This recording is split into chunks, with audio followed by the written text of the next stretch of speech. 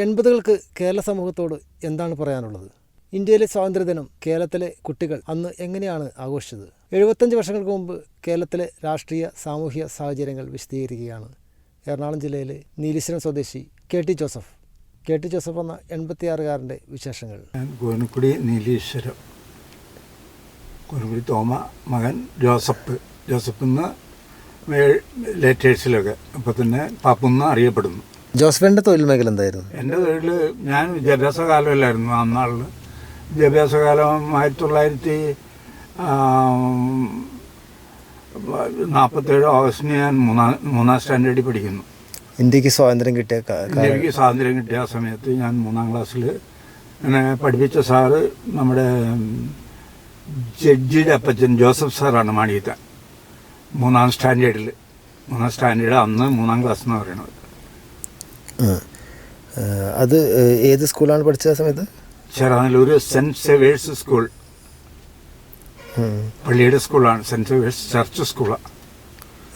അന്ന് primary സ്കൂളുള്ളൂ, 5ാം standard വരെ, 5ാം class വരെ. അത് കഴിഞ്ഞതിന് ശേഷം പിന്നെ ഞാൻ കോപ്പടി ഗണവിലാസം സ്കൂളിലാണ് പഠിച്ചത്. അപ്പോൾ എന്തുകൊണ്ടാണ് ഇവിടെ അടുത്ത സ്കൂളൊന്നും ഉണ്ടായിരുന്നില്ല? ഇവിടെ സ്കൂൾ എന്ന് പറയുന്നത് അന്ന് എനിക്ക് മാണിക്കംകുളത്ത് സ്കൂളാണ് ഹൈസ്കൂളായിട്ടുള്ളത്. നീലീശ്വരം നമുക്ക് എളുപ്പം കോപ്പടിയാണ്.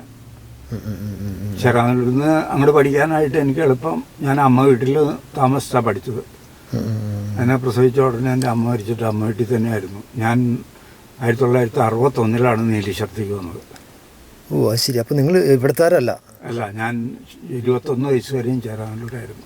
ഓ, അപ്പോൾ ചേരാനല്ലൂർക്കാരാണ് നിങ്ങൾ. കോനക്കുടി കുടുംബങ്ങളുടെ കോനക്കുടി കുടുംബമല്ല, ഞാൻ മാത്രം. എന്നെ പ്രസവിച്ച എൻ്റെ അമ്മ മരിച്ചിട്ട് എൻ്റെ അപ്പൻ 2ാമത് വിവാഹം കഴിച്ചില്ല. അപ്പൻ്റെ വീട് നീലീശ്വരം, അമ്മ വീട് ചേരാനല്ലൂർ പൂവത്തുംകുടി എന്ന് പറയും. അങ്ങാടിക്കാരെന്നാണ് അറിയപ്പെടുന്നത്. അപ്പോൾ അവിടെയായിരുന്നു പഠിച്ചത്. 1900 ഈ പറയപ്പെടുന്ന സ്വാതന്ത്ര്യം കിട്ടിയപ്പോൾ ഞാൻ അവിടുന്ന് കോപ്പടി ഗണവിലാസ സ്കൂളിലേക്ക് ഞങ്ങളുടെ സ്കൂളിൽ നിന്ന് ജാഥയായിട്ട് പോയി. ഇന്ത്യൻ നാഷണൽ കോൺഗ്രസ് കി ജയ്, അതുപോലെ തന്നെ മഹാത്മാഗാന്ധി കി ജയ്, പണ്ഡിറ്റ് ജവഹർലാൽ നെഹ്റു കി ജയ്, മോട്ടിലാൽ നെഹ്റു കി ജയ്, അങ്ങനെ മുദ്രാവാക്യങ്ങളും ടീച്ചേഴ്സ് അധ്യാപകരൊക്കെ പറഞ്ഞു തന്ന് ഞങ്ങൾ അന്ന് ആ സ്കൂളിലുള്ള പിള്ളേരെല്ലാവരും കോപ്പടി ഗണവിലാസ സ്കൂൾ വരെ പോയി. അത് കഴിഞ്ഞതിന് ശേഷം ചേരാനല്ലൂരിൽ കോപ്പടി ഗണവിലാസ സ്കൂൾ, അവിടേക്ക് പോണത് എളുപ്പം. അങ്ങനെ ആ സ്കൂളിൽ വരെ പോയി. അവിടുന്ന് തിരിച്ച് സ്കൂളിൽ വന്ന് സ്വാതന്ത്ര്യദിനത്തിൻ്റെ ആഘോഷങ്ങൾ എല്ലാവർക്കും കപ്പപ്പുഴുക്കും ചായയും മതി എന്നൊക്കെ തന്നു. അപ്പോൾ അന്നത്തെ ഇന്ന് ലഡു വിതരണം പോലെ ലഡു ഇല്ല, അന്ന് ലഡു അല്ല, ഒക്കെ കപ്പ പുഴുങ്ങിയത്, പച്ചമുളക് ചമ്മന്തി അരച്ചത്, കുട്ടിയുടെ ചുക്ക് കാപ്പി പോലെയുള്ള കാപ്പിയൊക്കെ തന്നു. അന്ന് ഞങ്ങൾക്ക് അവിടെ ഒരു പണിക്ക് സാറും ഒരു കർത്താവ് സാറ്, പിന്നെ നമ്മുടെ ഈ ഞാൻ പറഞ്ഞ നമ്മുടെ ജഡ്ജിയുടെ അപ്പച്ചൻ്റെ പേര് ജോസഫ് എന്നാണ്. MK Joseph Manikkathan. അദ്ദേഹം അവിടുന്ന് വന്നാൽ പഠിച്ചുകൊണ്ടിരുന്നു. ആ കൊല്ലം മാത്രമേ അദ്ദേഹം അവിടെ ഉണ്ടായുള്ളൂ. അത് കഴിഞ്ഞ് പിന്നെ അദ്ദേഹം ഹൈക്കോർട്ടിൽ ക്ലാർക്കായിട്ട് പോയി. MK Joseph Manikkathan, Joseph Kurian, അതായത് ജോസഫ് കുര്യൻ്റെ ഫാദർ, ജഡ്ജി. 1947 കാലഘട്ടത്തിലാണ് ജഡ്ജിയില്ലേ, ആ കാലഘട്ടം. അദ്ദേഹത്തിൻ്റെ അപ്പച്ചനാണ് എന്നെ 3ാം ക്ലാസ്സിൽ പഠിപ്പിച്ചത്. ഓ അത് ശരി. അത് കഴിഞ്ഞ് അന്ന് ഒരു പണിക്കർ സാർ എന്ന് പറയുന്ന സാറിൻ്റെ പേരെനിക്ക് അറിഞ്ഞൂടാ. പണിക്കർ സാർ എന്നാണ്, അദ്ദേഹമാണ് ഹെഡ് മാസ്റ്റർ. പിന്നെ ഒരു കർത്താവ് സാറ്, പിന്നെ നമ്മുടെ വെള്ളാട്ട് മാണിക്കത്താൻ പൈരി സാറ്, പിന്നെ ചിറ്റപ്പറമ്പൻ ടീച്ചർ എന്ന് പറയുന്നത് അവരെ തേലക്കാടിൻ്റെ വീട്ടിൽ കെട്ടിച്ച്.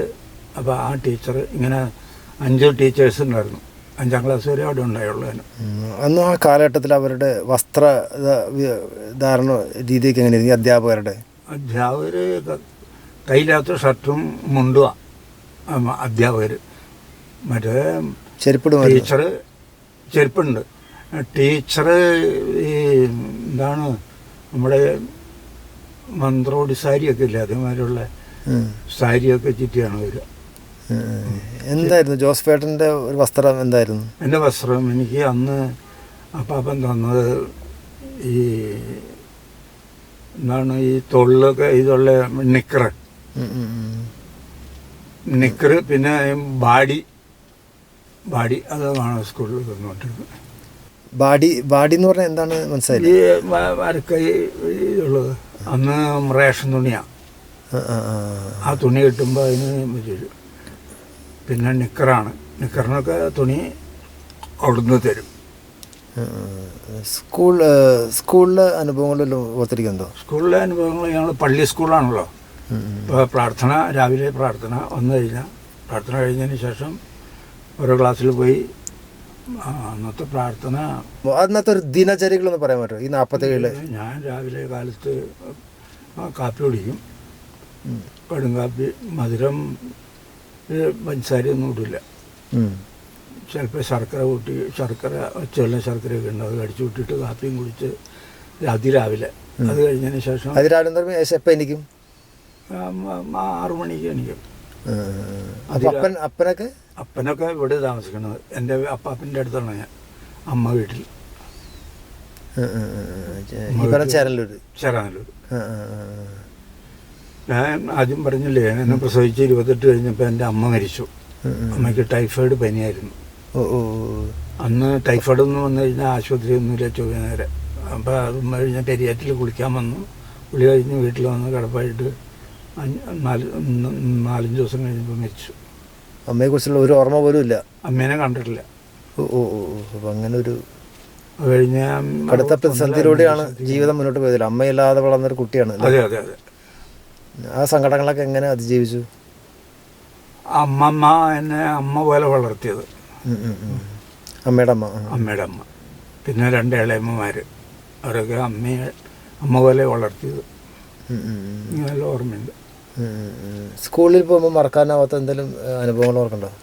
സ്കൂളിൽ പോകുമ്പോൾ മറക്കാനാവാത്ത എനിക്ക് പ്രത്യേകം ഒന്നുമില്ല. എനിക്ക് രാവിലെ ഞാൻ അപ്പം പാല് തരും. പാല് തന്ന ആ പാല്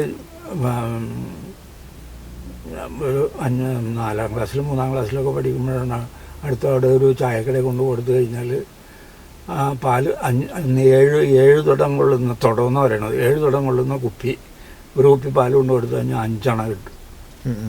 ആ 5 അണ 2 കുപ്പി പാല് കൊണ്ടുപോകും. അപ്പോൾ ഒരു കഷ്ണം പൂട്ട് എനിക്ക് തരും. ജീരകമൊക്കെ ഇട്ട് നല്ല പൂട്ടാണ്.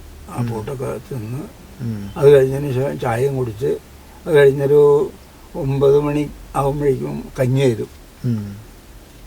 കഞ്ഞി കുടിച്ച് കഞ്ഞിക്ക് ചിലപ്പോൾ മോര് കറി അല്ലെങ്കിൽ എന്തെങ്കിലും കറി ഉണ്ടാവും. അത്യാവശ്യം സമ്പന്നമായൊരു കുടുംബമായിരുന്നു തോന്നുന്നില്ലേ? സമ്പന്നത എന്ന് പറഞ്ഞാൽ അപ്പന് 20 ഏക്കർ സ്ഥലം ഉണ്ടായിരുന്നു. അത് ശരി. അപ്പോൾ സമ്പന്ന തന്നെയായിരുന്നു, ഒരു ഭൂവുടമയായിരുന്നു അല്ലേ? ഭൂവുടമയാണ്. ഉള്ളി ഒത്തിരി സ്ഥലങ്ങളുണ്ടായിരുന്നു. അത് ശരി. അപ്പോൾ ഒരു ചേരാനല്ലൂർ അങ്ങാടിക്കാരെന്ന പേര് വന്നത് അപ്പൂപ്പൻ ചേരാനല്ലൂർ അങ്ങാടിയിലെ ഏറ്റവും മുമ്പ് 2 നില കെട്ടിടം പണിത് അപ്പൂപ്പനെ വിളിക്കുന്നത് അങ്ങാടിക്കാരൻ, കൊച്ചാപ്പേട്ടൻ അറിയപ്പെടുന്ന ആളാണ്. ഇപ്പോൾ അവിടെ ആ സ്ഥലം സ്ഥലത്ത് ഇപ്പോഴും ആ അപ്പൂപ്പൻ്റെ മൂത്ത മകൻ്റെ മകനാണ് താമസിക്കുന്നത്. അങ്ങാടിക്കാരൻ. അവർക്ക് എന്ത് ചെയ്യണം? പുള്ളി SI ആയിരുന്നു, റിട്ടയർഡായി. പുള്ളിക്ക് 4 ആൺപിള്ളേർ മാത്രമേ ഉള്ളൂ. അതിനകത്ത് 3ാമത്തെ മകനാണ് ഈ കെട്ടിടം. അപ്പോൾ അന്ന് കടത്തുണ്ടോ? വഞ്ചി കടത്തിനാണ് ഞാൻ ഇങ്ങോട്ട് വരുന്നത്. സ്കൂള് പൂട്ടുമ്പോഴൊക്കെ ഞാൻ അവിടെ വരുമ്പോൾ കൊറ്റോമ്പള്ളിയിലെ ആരാധന, പിന്നെ വരുമ്പോൾ ഞങ്ങൾ പല കാര്യങ്ങളിലൊക്കെ ഇടപെട്ട് ആ അപ്പൻ്റെ കൂടെയൊക്കെ പോവും, പാടത്തൊക്കെ പോവും. അപ്പോൾ അന്ന് കൊറ്റോമ്പള്ളി ഉണ്ട്, നീലീശ്വരം പള്ളി ഇല്ല. എന്താ? നീലീശ്വരം പള്ളി ഇല്ല. നീലീശ്വരത്ത് പള്ളിയുണ്ട്. പള്ളി പണി തുടങ്ങിയത് ഞാൻ വരുമ്പോൾ. ഏത് വർഷം? കോയന്ത. ഏത് വർഷം? 61-ലാണ്. 61 ഇപ്പോൾ പള്ളി. അത് ആരുടെ സ്ഥലമായിരുന്നു ഈ നീലീശ്വരം പള്ളി എന്ന സ്ഥലം? നീലീശ്വരം പള്ളിയിൽ പണ്ട് ഒരു നാരകൻ ചിറ്റേൻ ദേവസി പോകലുവിൻ്റെ ആയിരുന്നു ആ ഫ്രണ്ട്. ഇപ്പോൾ പുത്തനാണ്ടിൻ്റെ മെമ്മോറിയൽ ഹാളിരിക്കുന്ന സ്ഥലം ആരുടെയായിരുന്നു ഓർക്കുന്നുണ്ടോ? അത് എൻ്റെ അറിവ് ശരിയാണെങ്കിൽ, എൻ്റെ ഓർമ്മ ശരിയാണെങ്കിൽ കോവന്നൂരാൻ്റെയും കാളാമ്പറമ്പിൻ്റെയും സ്ഥലമാണ് ആ പുരയിടം. കോവന്നൂരാൻ നമ്മൾ കോവൻഡാൻ എന്ന് പറയണില്ലേ, തന്നെ കോവന്നൂരാൻ. പിന്നെ കാളാമ്പറമ്പൻ ചാർലി പോളിൻ്റെ ഫാമിലിയിൽപ്പെട്ട ഒരു പാപ്പിയേട്ടൻ ഉണ്ടായിരുന്നു. വല്യപ്പന്. അതായത് പൗലോസേട്ടൻ്റെ കളമറം പൗലോസേട്ടൻ്റെ പൗലോസേട്ടൻ്റെ വല്യപ്പൻ്റെ മോനാന്ന് തോന്നുന്നു. കളമറം പാപ്പേട്ടനാണ് പറയണത്. ആ പാപ്പേട്ടൻ്റെ മോളെയാണ് അടുത്തുള്ള വെങ്കിട്ടിയാണ് പ്രിൻസിൻ്റെ അമ്മ. എടത്തല പ്രിൻസിൻ്റെ അമ്മയോ? ആ, ഏത് പ്രിൻസ്? ഈ കളമറമ്പും പാപ്പേട്ടൻ്റെ മോളാണത്. എടത്തല പ്രിൻസ് പ്രിൻസല്ല അവൻ്റെ വരുന്ന പാപ്പഞ്ഞാനോ?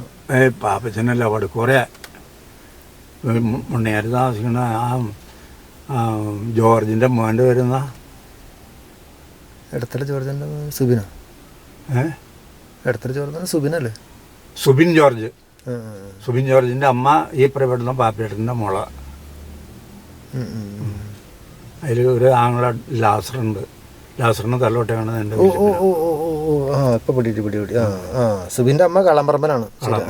ആ കളമ്പറമ്പിൻ്റെ ആണ് ഇപ്പോൾ നമ്മുടെ പിള്ളേരിക്കണ ആ സ്ഥലത്തിൻ്റെ ബാക്കൊക്കെ അവിടെയായിരുന്നു അവരുടെ വീട്. അപ്പോൾ ഈ പള്ളിപണിയുമായി ബന്ധപ്പെട്ട അനുഭവങ്ങൾ എന്താണ്? പള്ളിപണി ബന്ധപ്പെട്ട അനുഭവങ്ങൾ എൻ്റെ വളപ്പിൽ നിന്ന് കല്ല് കൊണ്ടുപോയിട്ടുണ്ട്. കല്ല് വെട്ടി, ചെങ്കല്ല്. അപ്പോൾ നിങ്ങൾക്ക് കല്ലുവെട്ടിൻ്റെ പരിപാടി ഉണ്ടായിരുന്നോ? അതോ? ഞങ്ങൾക്കല്ല, കല്ല് കോയന്തക്കാർ പണിക്കാരെ കറുവീറ്റിൽ നിന്ന് കൊണ്ടുവന്ന് മണ്ണ് മാറ്റി കല്ല് വെട്ടി കാളവണ്ടിയിൽ കൊണ്ടുപോകും. കാളവണ്ടി അന്ന് മൂലൻ ഔസേപ്പ് ദേവസി എന്ന് പറയും. മൂലൻ ഔസേപ്പ് പാപ്പു ദേവസി, പിന്നെ കൊച്ചൗസേപ്പേട്ടൻ, കിടങ്ങിയിട്ടേട്ടൻ, പിന്നെ കിടങ്ങിയിട്ടേട്ടൻ, നമ്മുടെ കൂന്നുരാൻ പാപ്പേട്ടൻ, ഇവരൊക്കെയായിരുന്നു കല്ല് വെട്ടിച്ച് കളവണ്ടി കൊണ്ടുപോണത്. കല്ലുവെട്ടുകാർ മിക്കവാറും ഈ കാഞ്ഞൂരൊരു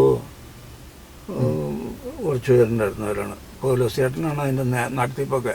ഏത് പൗലോസേട്ടൻ? കല്ലുകാരൻ. ഏത് നമ്മുടെ കല്ലുകാരൻ പൗലോസേട്ടൻ? പൗലോസേട്ടൻ പാവങ്ങളുടെ ദൈവം എന്നറിയപ്പെടുന്നത്. നിങ്ങൾ ഭയങ്കര അടുത്ത സുഹൃത്തുക്കളായിരുന്നു അല്ലേ? ഞങ്ങൾ കൂട്ടുകാരാണ്. അടുത്ത സുഹൃത്ത് എന്ന് പറഞ്ഞു കഴിഞ്ഞാൽ ഞാൻ പുള്ളിയുടെ പാവങ്ങളുടെ ദൈവം എന്നാണ് പൗലോസേട്ടനെ പറഞ്ഞത്. ജോസഫേട്ടന് പറഞ്ഞുകൊണ്ടിരുന്നത് എന്താണ്? എന്നെ പ്രത്യേകം പാവങ്ങളുടെ ദൈവം എന്നൊന്നും പറയാറില്ല. ഞാൻ എൻ്റെ അവർക്ക് അവിടെ പലചരക്കുകളുടെ അന്ന് ആ കമ്പനിയുടെ ആരംഭകാലത്ത് ഞാൻ വന്നിട്ട് ഉടനെ തന്നെ മാടൻ്റെ പീടികയെന്ന് പറയും. ആ മാടൻ്റെ പീടികയിൽ കച്ചവടം ഒരു 5 വർഷം. ആ സമയത്ത് നിങ്ങളുടെ അപ്പാപ്പന് അങ്ങപ്പുറ സ്റ്റേഷനറി കട അത് ഇതൊക്കെ ഉണ്ട്. എൻ്റെ അപ്പൂപ്പൻ ഇട്ടീരാപ്പൂപ്പന്. അതിൻ്റെ അടുത്ത് തന്നെ ഈ ഒരു ഷാപ്പ് ഉണ്ടായിരുന്നു. കല്ലുമട വേലാച്ചോനും ഒക്കെയാണ് അന്ന് ഷാപ്പ് കോൺട്രാക്ട് എടുത്തുകൊണ്ടിരുന്നത്. കല്ലുമട അങ്കമാലിക്കാരൻ. അങ്കമാലിക്കാരനാണ് ഷാപ്പ് നടത്തിക്കൊണ്ടിരുന്നത്. മൊത്തം വിളിക്കും. അത് കഴിഞ്ഞ് സബ് കൊടുക്കും. അന്ന് താനിക്കപ്പുറം കുഞ്ഞോർക്കി ചേട്ടനും ഒക്കെയാണ് സബ് എടുക്കുന്നത്. കുഞ്ഞോർക്കി എന്ന് പറയുന്നത് ആര്? നമ്മുടെ ജയിൽ വാറിൻ്റെ അപ്പച്ചന് കള്ള്. ശരി, അവർ പഴയ കള്ള് ഷാപ്പിൻ്റെ ആൾക്കാരായിരുന്നു. കള്ള് ഷാപ്പ്. പിന്നെ കള്ള് ഷാപ്പ് മാത്രമല്ല, പുള്ളിക്ക് ഒരു ഇട്ടീര എന്ന് പറഞ്ഞ ഒരാളുടെ വീട്ടും പേര് അറിഞ്ഞുണ്ട്. അദ്ദേഹം ഒരു ലോറി ഉണ്ടായിരുന്നു. ആ ലോറിക്ക് മലയെന്ന് മരം കൊണ്ടുവന്ന് FITക്ക് കൊടുക്കില്ല, അങ്ങനെയുള്ള പരിപാടിയൊക്കെ ഉണ്ടായിരുന്നു. ലോറി അന്ന് 12 ലോറി എന്താണ്, വലിയ ലോറിയാണ്. ഈ ഷാപ്പിരുന്ന സ്ഥലം ഇപ്പോൾ ഷാപ്പിരുന്ന സ്ഥലമാണ് ഇപ്പോൾ അടുത്തുള്ള ജോമാൻ്റെ കട അല്ല ഓഫീസ് ബാങ്കല്ല, ഓഫീസ്. ബാങ്കായിരുന്നു. ബാങ്കിൻ്റെ അടിയിലുള്ള സ്ഥലം ജോമാൻ്റെ ഓഫീസ് ഷാപ്പായിരുന്നു. അതിനുശേഷം ഈ ഷാപ്പ് നിർത്തിയത് ഷാപ്പിൻ്റെ തൊട്ട് കൊടുക്കുവാറ് നിങ്ങളുടെ പുരയിടത്തിൽ ഷാപ്പിന് തൊട്ടടുത്ത് മാടൻ കൊച്ചൗസേപ്പ് എന്ന് പറഞ്ഞ ഒരാൾ, പിന്നെ മാടൻ കുര്യപ്പൻ, അവർ രണ്ടുപേരോടെയും കൂടിയിട്ട് അവിടെ കറിക്കച്ചവടവും ആ കൊടുതികളെ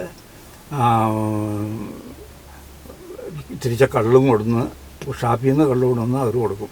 ഷാപ്പും കറിക്കച്ചവടം ഉണ്ടായിരുന്നു. മാടൻ എന്ന് പറയുന്നത് മാടൻ അവർ ഇപ്പോൾ വയ്യമ്മ കവലയുള്ള മാടൻ ഷാജിയുടെ അതാണ് അപ്പൂപ്പൻ. മാടൻ ഷാജിയുടെ അപ്പൂപ്പന് കറിക്കച്ചവടമായിരുന്നു. കറിക്കച്ചവടം.